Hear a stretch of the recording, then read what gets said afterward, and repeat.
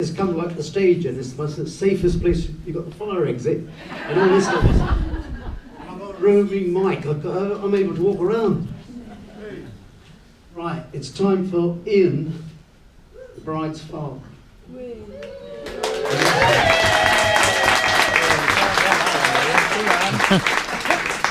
How do I do that bit? More of an intro. Oh, I see. Okay. A little bit. Ian is a talented musician, and he likes to sing songs. That's not what you want to do.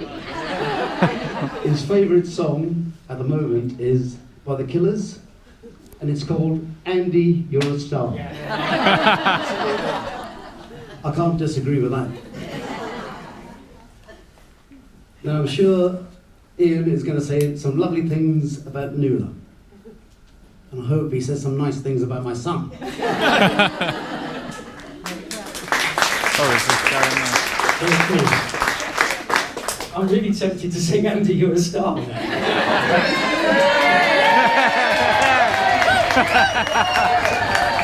Andy, you're a star. He is, isn't he? He is. Talk about an impromptu start. So thank you, Robin, and it's been great to catch up with you and Sandra again. We've had some great times together, and it's been really lovely. And it's great to meet the rest of your family as well today. And it did occur to me, and I can't be the first person who's thought this, but you guys all heading down from Essex, down the M4, she's with me already, aren't you? Sorry. To a wedding in the West Country, okay? So it's all a little bit Gavin and Stacey, isn't it? Which is fine. And that's fine for you, Robin, because that makes you Mick, and he's got a cool character. But Uncle Bryn, I don't know really. But yeah, what a wonderful day, really. What a really lovely setting.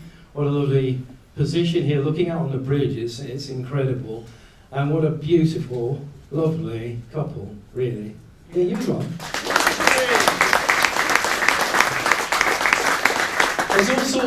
There's all sorts of rubbish going on at the moment, isn't there? I mean, you know, you kind of open up if you read newspapers or you read all the stuff that's going on. And that's for today, for me, that's all out there. In here today, we're celebrating and we're partying, big time, aren't we? We're celebrating. And we're celebrating this lovely couple. And I think as the priest said, and he probably put it better than I'm going to put it, but he said, you know, that the sum of the two is greater than the individuals, and I think he was absolutely right. He still was listening. He got that bang on, and that was lovely. And I think that they're both two wonderful individuals, and it's fantastic to see them together. Andy, you're a lovely guy. He's a real crowd pleaser, isn't he? He's a lovely chap. And Nuala, well, I mean, yeah. I'm going to hold it together. I'm going to hold it together. I just want to. I know genuinely. I mean, you look absolutely gorgeous today. I am so proud of you. You are an absolutely lovely person. You are beautiful. You are funny. You are witty, and you are sensitive. So much like me. No, so you are, and I'm so proud of you. And of course, being a soppy old sort of a dad. Obviously, this takes me right back to, am I allowed to say this? I don't know. May 1991. Am I allowed to say that? It takes me back to May 1991, and there I was. And Rosie had just presented me. She presented the world with our beautiful daughter. And at this point, actually, just as a slight diversion, I should point out that Rosie did this for the second time with no pain relief whatsoever. Come on, guys, that's not good.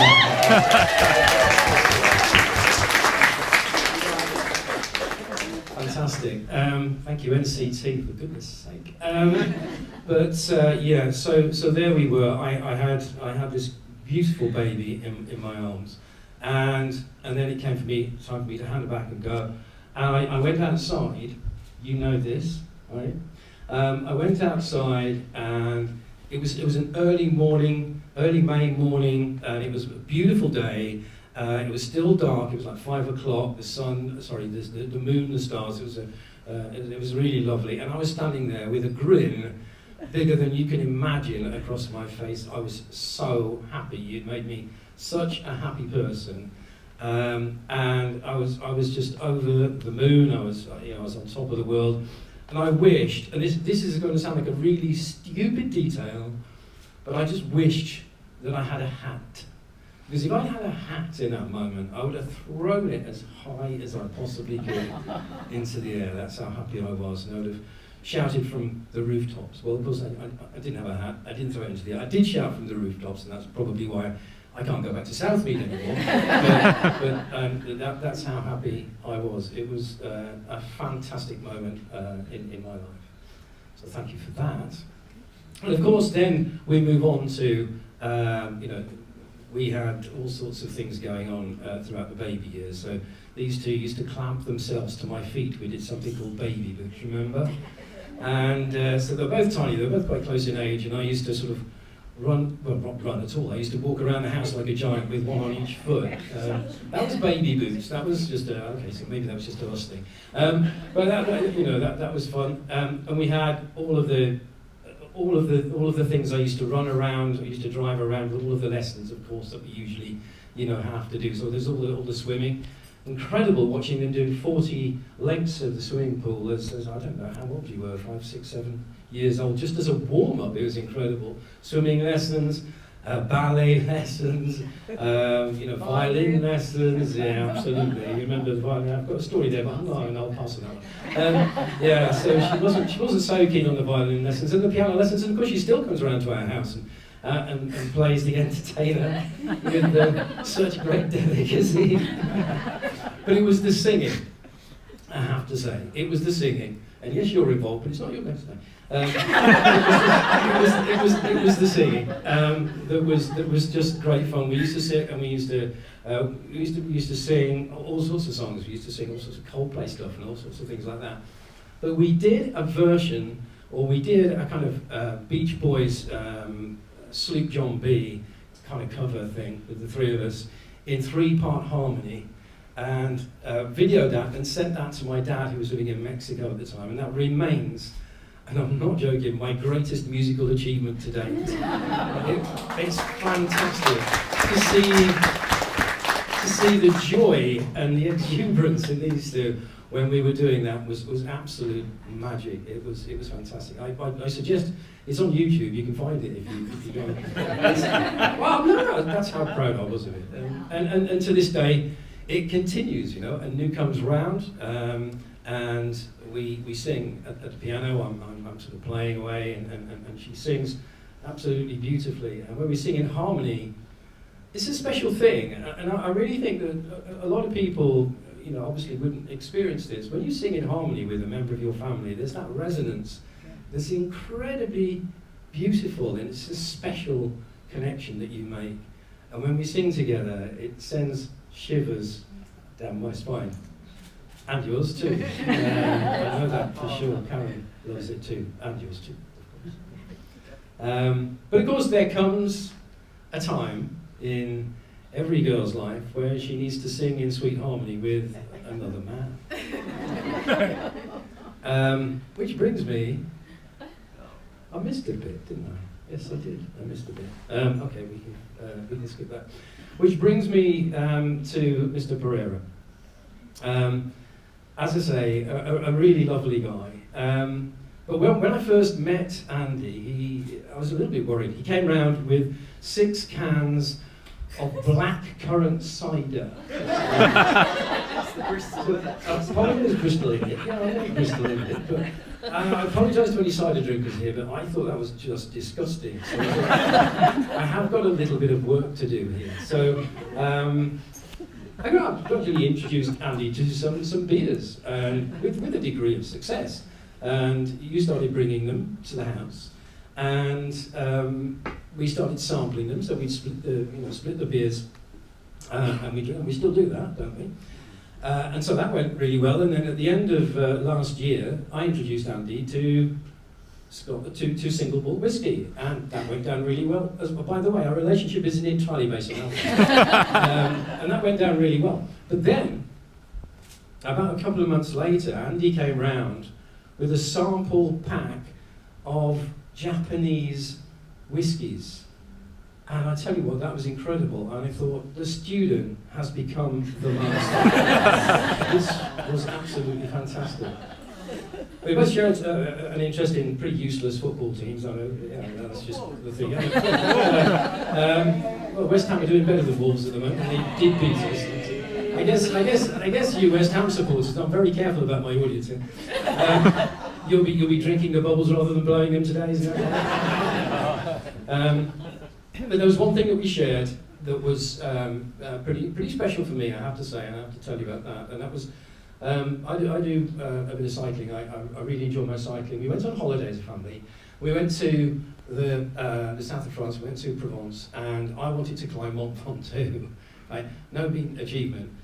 This isn't about me, but it was like 6,000 feet high, and it was a tough day. But I got up early in the morning. They wanted. I was driving them crazy because initially, the first couple of days, I wasn't drinking. I was keeping myself in shape and stuff. Just go and do this, Dad, for goodness sake. So off I went. I got up very early in the morning, and Karen was there, and Lou and Andy were there. And we were talking about 5 o'clock in the morning, so we had to head off quite early. And we headed off. I climbed Ventoux. It was massive for me. It was an emotional moment when I got to the top. And there was Andy and Lou and Karen. And the fact that we shared that moment together, that's special. That is really special for me. So thank you so much for your support on that day. It was really great to be able to share that with you when I got to the top. So thanks for that, Andy.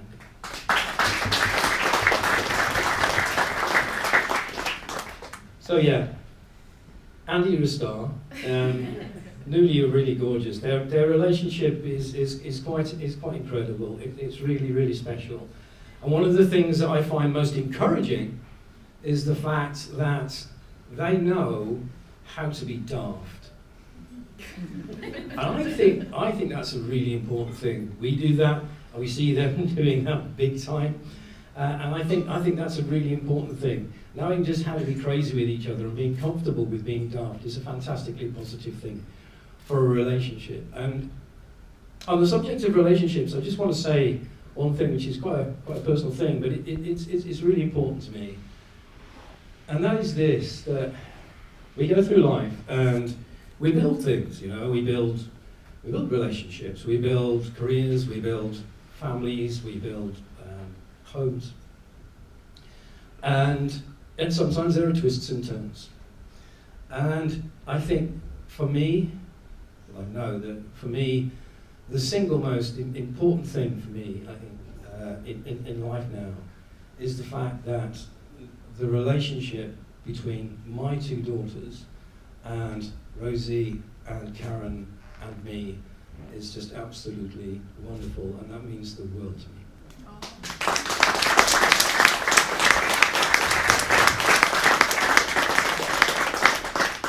So Nula, you are a wonderful person, you really are, and I am incredibly proud of you. It's coming close. But again, today, you make me a very, very happy man. And the difference today is I do have that hat. Not just any hat, it's the hat. It's the hat that these guys bought for me. And, well, I couldn't I?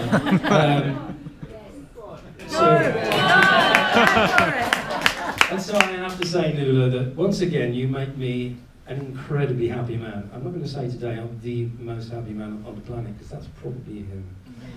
But you make me a very happy man today, not on the day of your birth, on your wedding day, to this man. So, ladies and gentlemen, ladies and gentlemen, join with me and raise your glasses to the wonderful bride and groom, Andy and Lou. Andy and Lou.